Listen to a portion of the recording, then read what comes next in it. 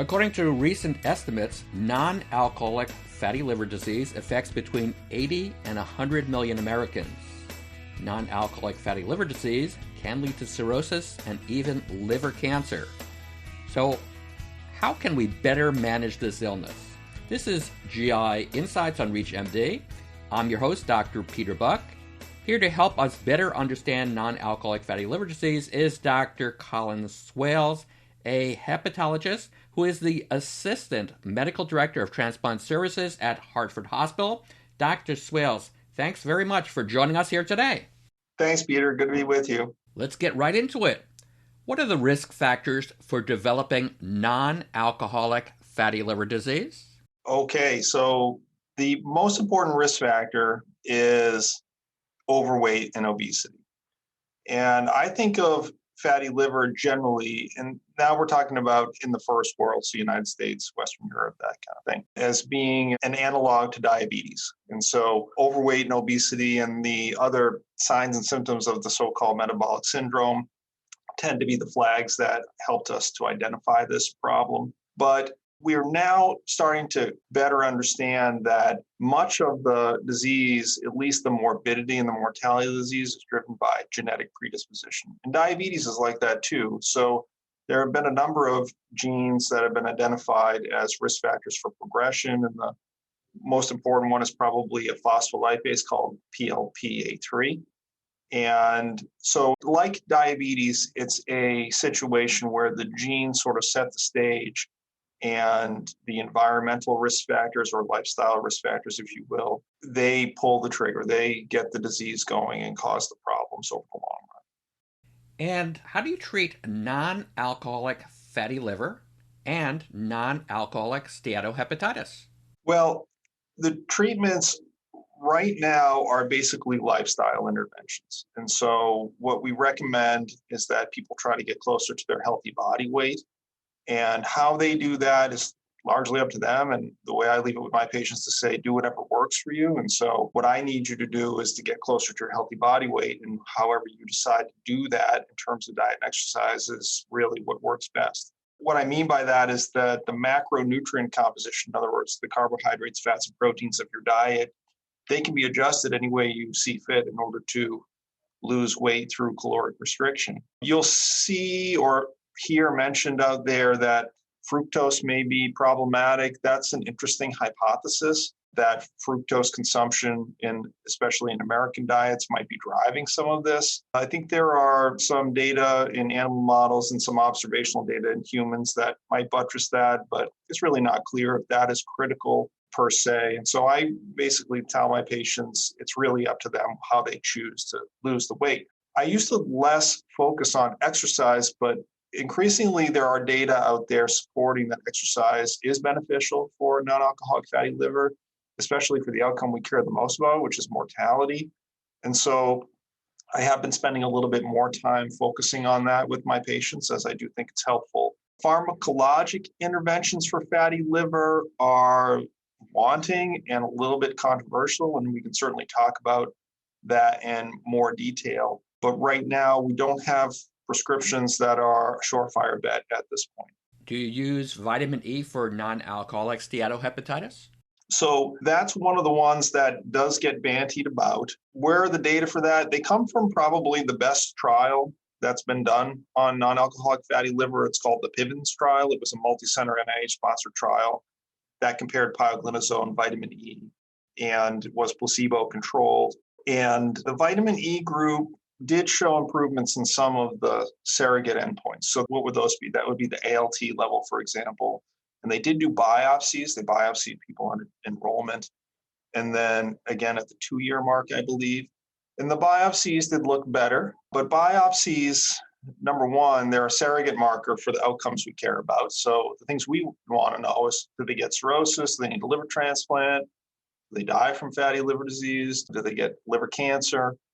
And those data are not available. We don't know if vitamin E exposed patients are being benefited in that way. And, as much as we love liver biopsy and hepatology, using it as a surrogate endpoint for those outcomes is not perfect. I mean, there are other disease states where that has been done and have been disappointing, like I'm thinking specifically about primary sclerosing cholangitis, for example. And so to widespread recommend vitamin E as a treatment, I think is going to require more outcomes data. Now, people would argue, well, it's vitamin E, it's a safe thing to give, right? Well, not sure about that, because you may know that vitamin E was studied relatively extensively, especially in the 90s, as a treatment for heart disease. And the cardiologists, they will enroll thousands of patients in their trials, which is we don't generally do that in GI and liver. We don't have huge trials, say the exception of hepatitis C and IBD. And so the cardiologists have meta-analyzed all their vitamin E data. And that meta-analysis is about 20 years old now, but it did show that there was a higher mortality in high-dose vitamin E exposed patients. And I believe it was because of the increased risk of prostate cancer in men. And so I think it's an open question as to whether or not vitamin E is helping people. And it is concerning to see that, long-term vitamin E use might be associated with increased mortality. And can you please discuss how statins should be used for non-alcoholic fatty liver disease? Sure. So I would divide my comments into two sections here. One is to say, do statins impact the liver disease per se in a positive way? And that's an interesting idea. And the second, which is easier, is to say, if somebody has a compelling indication for a statin, otherwise, can they safely take it in fatty liver disease? And I think that answer is yes. We know that because it has been studied in a controlled way in many trials over the past couple of decades. And we know that statins can be safely taken even by cirrhotic patients if they're needed. And I think if a cardiologist were in the room, he would argue that statins have made a major impact in terms of reducing cardiovascular morbidity, mortality. And so if the patients need them, they should take them. And we shouldn't fear drug-induced liver injury from statins. The estimates for those kinds of injuries are very low in large trials, something on the order of maybe 1 or 2 in a million that would develop a severe drug-induced liver injury. That said, I take issue with some of the national advice from the AHA-HCC about not needing to follow liver functions with statin use, because in particular, atorvastatin has been associated with a not common, but not unheard of liver injury that's more autoimmune-like. And my worry is that even though that's rare, that is an opportunity to pick that up. And that can be obviously treated, and we would hate to miss an opportunity to do that. But the second part is whether or not the statins impact fatty liver disease positively. And I do think that's an interesting idea. And there are some small trials that suggest that may be the case, because you'll see things like the ALT is improved on statins, or the liver appears to contain less fat on imaging. And those, I think, are interesting hypotheses. There are no outcomes data that I'm aware of that looks at the things that we care about. In other words, do they progress to cirrhosis, need a transplant, that thing. So I personally would not recommend a statin for the treatment of NAFL, but if people have a compelling indication, I don't hesitate to, quote unquote, clear them to use that. That's great. For those just joining us, this is GI Insights on ReachMD. I'm Dr. Peter Buch, and today I'm speaking with Dr. Colin Swales about non-alcoholic fatty liver disease. So, Dr. Swales, do you recommend the use of non-alcoholic fatty liver disease fibrosis score, or NFS, to assess the level of fibrosis? So the answer is yes, I do. That is what is recommended by the AASLD, the Multi-Society Guideline on the Treatment of Fatty Liver Disease. And the way that it is helpful is, number one, it's very easy to crunch that number. I think it's a 6-variable calculation that is based on clinical data that is easy to get your fingers on. And the way it helps you is it helps to figure out if people are at risk for fibrosis. Now, it's a very broad brush, and it heavily depends on the age of the patient. And so you can do this yourself, if you crunch the numbers on anybody over the age of 40, even if all the numbers are in the normal range, it'll spit out a sort of an indeterminate, we're not sure, risk score for the presence of advanced fibrosis. And so that limits its utility, I think. But if you have a young person and you want to reassure them that they're not at risk for advanced fibrosis, it can be easy and useful to do that. I think if you use it regularly, you'll find that many people are coming up indeterminate or potentially at risk.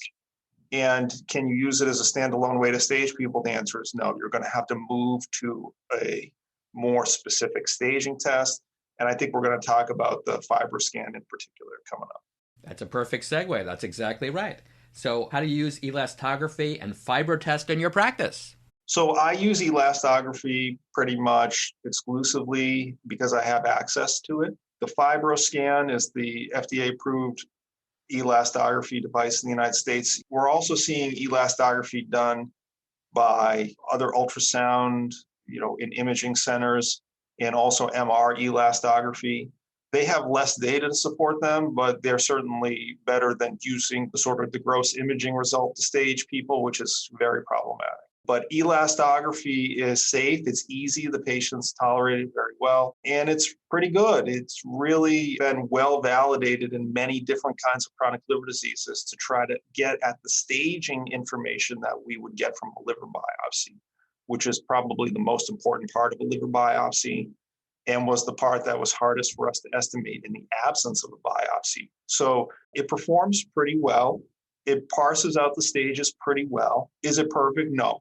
I have seen it be wrong on both ends of the spectrum where you get a result that suggests patients don't have advanced chronic liver disease and it turns out they do. That's unusual, but I've seen that a couple of times.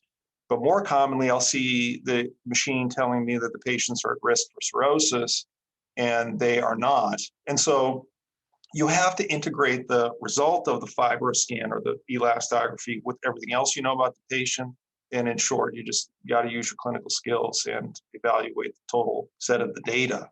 And what I do is when the results are discordant or discrepant, I usually would recommend a biopsy because biopsy is the gold standard test and gives us the most accurate results. Thank you. Let's move on to this question. Is there a special approach to treat diabetic patients with non-alcoholic fatty liver disease? So this question is an interesting one. And if you read the guideline on the issue, this is where the pioglitazone arm in the PIVENS trial might come in, because pioglitazone is a treatment for diabetes. It's approved by the FDA for the treatment of type 2 diabetes. And so the guideline does purport that pioglitazone might be a better option than vitamin E in diabetic patients. Again, that's based on surrogate outcomes. So whether the ALT and the biopsy changes in the PIVENS trial were positive in the pioglitazone arm. I think my knowledge about pioglitazone is that it is probably safe for patients with heart disease, heart failure.